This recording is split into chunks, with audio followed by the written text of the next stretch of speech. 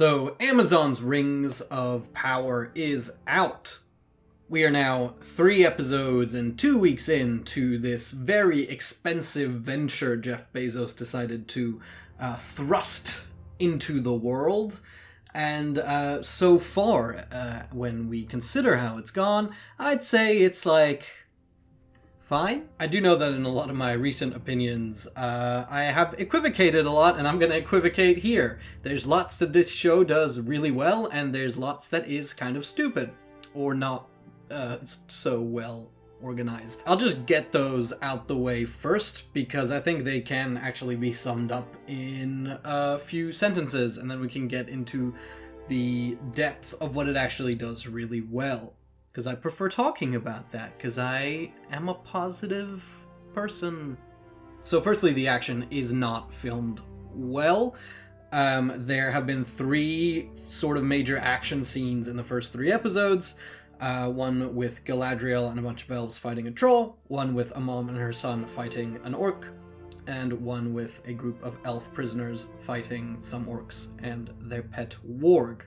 That last one was by far the better of the 3, but I would still say it wasn't necessarily filmed particularly well, but still much better than the first 2, which are filmed almost incoherently. It's not just that there's a lot of cuts in the action scenes. You can have lots of cuts in an action scene, and if those edits flow well, you still kind of can read what's happening on screen. I think the problem is they weren't cut necessarily too well, and it was hard to follow who was where, what was happening, and all of a sudden an orc is dead and its head is cut off. Or in the troll scene, Galadriel starts from one side of the screen and she jumps, and then there's a cut and she is going from the other side of the screen, and the 2 cuts don't really flow into each other, and it's like, wait, was she on the left of this thing, on the right of the... oh, it's dead. And you may be like, oh, whatever, it's just a couple action scenes, but I think being able to read and understand an action scene is what builds tension in an action scene, and you don't really get that build-up. I'd say the third one, in the orc pit, is definitely the best of the 3. It was much simpler to read, and I think obviously probably much easier to film because it was a group of people versus another group of people. So much simpler to coordinate than fighting a giant imaginary troll. That said, there were still even lots of choppy cuts in that one that I'm not sure why they even existed. Some of the fighting with the chains emphasized the wrangling of the chains a bit too much, I would say, and you almost felt like you're watching a group of people dancing with chains, and after a long series of moves, within which at any point they could have been interrupted, they let loose the chain and it hurt someone. That said, much better. Maybe they planned that one out more because it had more moving parts, and so hopefully in the future the action scenes continue on that upward trend rather than the example set in the first 2 episodes. I also think in terms of plot there's a lot of dumb stuff. The series does have to, in effect, condense 1,000 years of Tolkien's history into something that can run over 5 seasons of a TV show. So I understand that there are going to be some leaps that feel a bit out of nowhere. One leap that was a bit too much out of nowhere was Galadriel jumping off a boat and into the open ocean, hundreds of miles away from the shore. Guess she can swim it, though. Obviously the point of that scene is that she is committing to the fight against Sauron, but she can definitely do it just as dramatically running off the ship at the docks, or she sees a human ship on the horizon and she jumps off the elf ship to go be on that human ship. But jumping into the open ocean is stupid. And I've just come up with 2 solutions off the top of my head with very little work. So I don't know why they had to have her jump into the open ocean. She could have seen that human ship, jumped onto the human ship, and then the worm attacks. You know, you really don't have to change that much. I don't understand, but that's fine. The same goes for the initial meeting of Durin and Elrond. I really liked the scenes after their initial scene together, where Durin talks about why he's mad at Elrond. But the first scene where they're just smashing rocks, I don't know if it really added anything. It doesn't really tell you too much about dwarf culture. We, as viewers of Lord of the Rings, we know dwarves like to mine, so it's not really telling you anything new. They like to smash rocks. Don't really know what the point was of that, and again, seems a bit silly. But that's it. Ultimately, the point here is that there are some quite silly bits in this show. And you know, they're not too bad, but I do think they impact the overall quality of the show as a whole, and it puts it in a category well below what the Lord of the Rings films accomplished in terms of quality of narrative. But it's still a very enjoyable show, so let's get into that. Firstly, what it does capture from those Lord of the Rings movies that I think is incredible, and I've been very disappointed by other fantasy series and films that have not done this really well, and that is capturing the place of a fantasy world.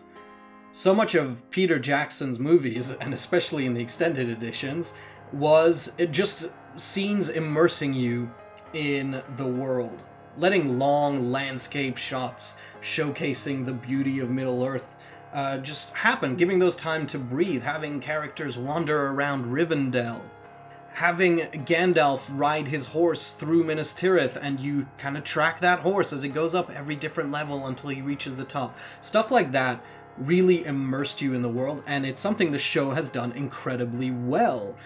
Elrond arriving to Khazad-dûm was awesome. It's just, that was a really cool showcase of the dwarves as he's kind of being taken through the city, and you see all the moving parts and how they're reflecting sunlight to grow crops inside.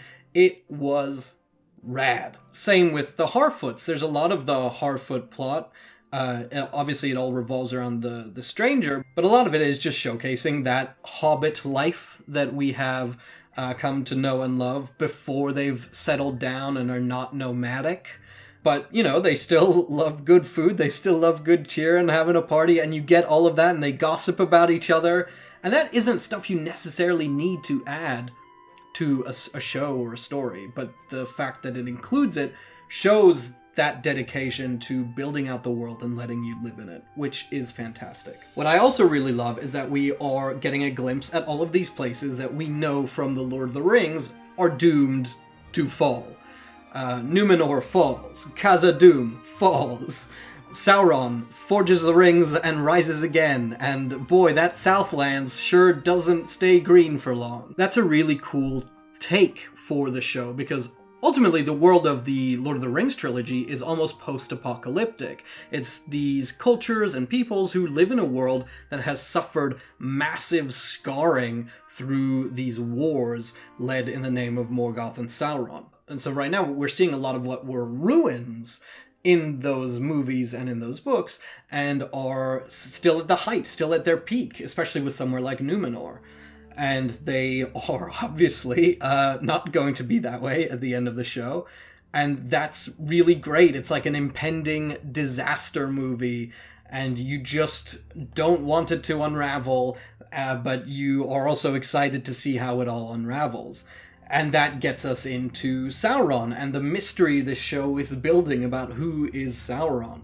Now, if you want my theory, I think he's probably in multiple places, because why not? I think this show is compressing time, and in the lore of the books, Sauron kind of slowly collapses a variety of places over many centuries.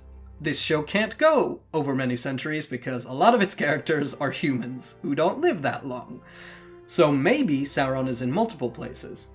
And what he does very effectively in this time period is corrupt the goodness in people. And I think they have shown kind of the seeds of that really well with Celebrimbor, who eventually forges the rings, in that he just wants to create something beautiful and powerful. That's not necessarily an evil goal, but what Sauron does, and what the ring reflects to people in Lord of the Rings, is twisting those ideals of good. It's what Galadriel says when she refuses the ring. She would take it to do good, but eventually it would corrupt her, and that lust for power would turn her into a dark queen.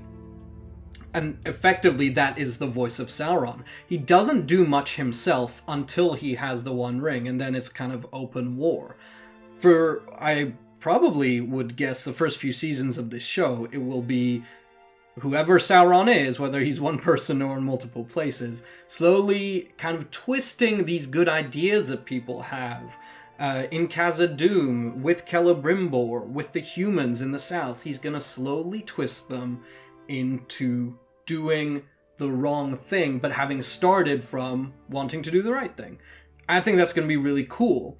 And I do think the only way the show can really accomplish that is by having Sauron kind of be in multiple places at once, or at least have agents and powerful agents in multiple places at once. But that whole mystery they've built is great because there is no obvious candidate. There are a few potential candidates who all have a real possibility of being Sauron, but we can't know for sure.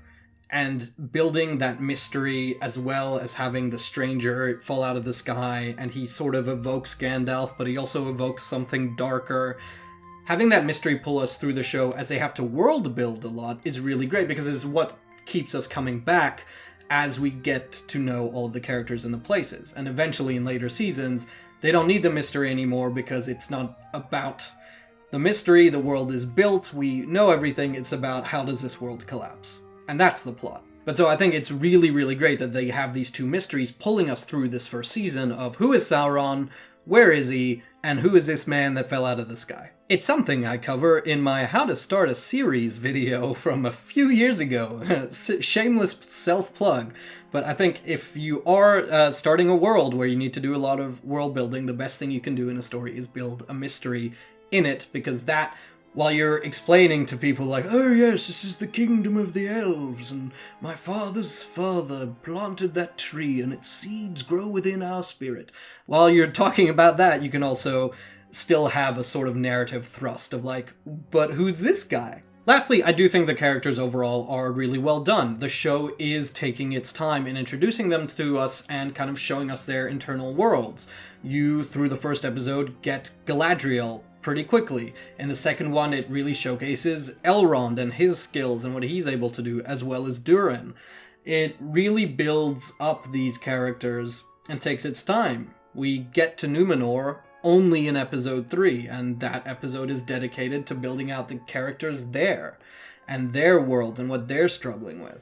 I think that's really good, and again, it's if you take that time, then when things start happening to these characters that are either good or bad, they have that much more impact because we're connected with them and we're invested in their lives, rather than just kind of the cheap thing of being like, yes, this is Elendil, the king of Numenor, you fans get it, we don't need to tell you. Like, it's good to have a scene where Elendil is shown to have trouble managing his kids, and like, his son isn't necessarily following his advice. That's just a normal human thing to have happen to you, and it's great to see and have that reflected in this deeper relationship. So that focus on building characters is something that's only going to add more and more strength to the show as it goes on. Hopefully less jumping off boats, but otherwise, great stuff. So that's about it. I could go into probably a lot more detail because I'm a massive Lord of the Rings nerd. Not enough to have read the Silmarillion, but enough to have read the summary of the Silmarillion. So I'm just gonna end it here. But overall, I do quite like the show. I don't think it is as good as, anywhere near as good as that original trilogy, which was genre defining, and to this day is one of the best kind of collective group of movies ever put to film. And that's such a high bar that how could this ever live up to that? But it's quite good. So if you're on the fence, watch it, and if you're already watching it, let me know your theories about it. Who is the stranger? Who is Sauron? What is that sword that child found and is seemingly calling to him to do not good stuff? Let me know. I'll definitely be happy to engage in theorizing in the comments. But yeah, recommend. At least check it out if you have not. Thud.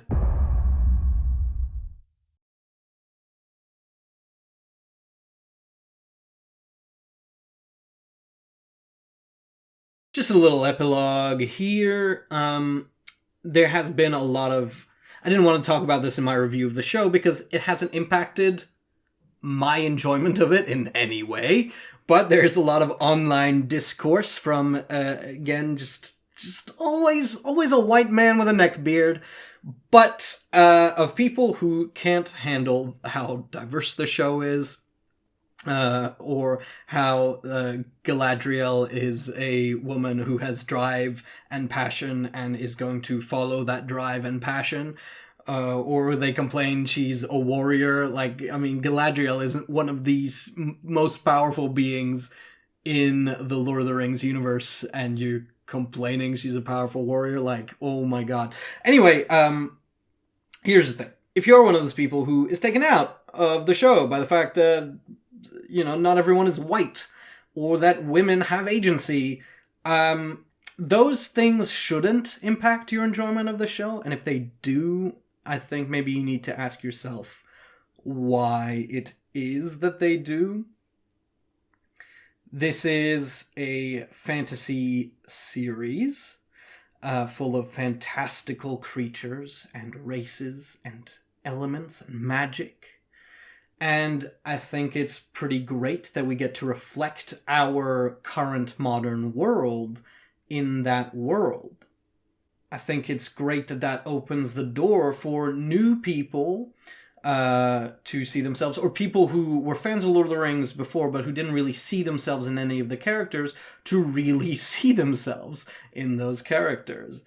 And honestly, I think it's really great that we can reflect that diversity of our own world within this world. And ultimately, if after you've questioned yourself about why you have these opinions, you dig in, maybe just accept the show isn't for you. And that's fine. Not everything has to be for you. That's how a lot of people have felt about a lot of shows and series over the years. And it may be a new feeling to you, but hey, maybe this show isn't for you. But honestly, self-reflection, super helpful. Just run the shower a little long, look at yourself in the mirror, take that quiet and that white noise to really ask yourself, why do I feel this way? Why am I so enraged? What is it that makes me angry? Is it grounded in something that is negative that I could perhaps explore within myself and solve? I don't know. Or maybe you don't want to do that. But then I don't care. That derailed, but that's cool. It's the end credits scene. No one listens to this anyway. Support me on Patreon. There's a link around. Fuck white supremacists. Alright, bye-bye.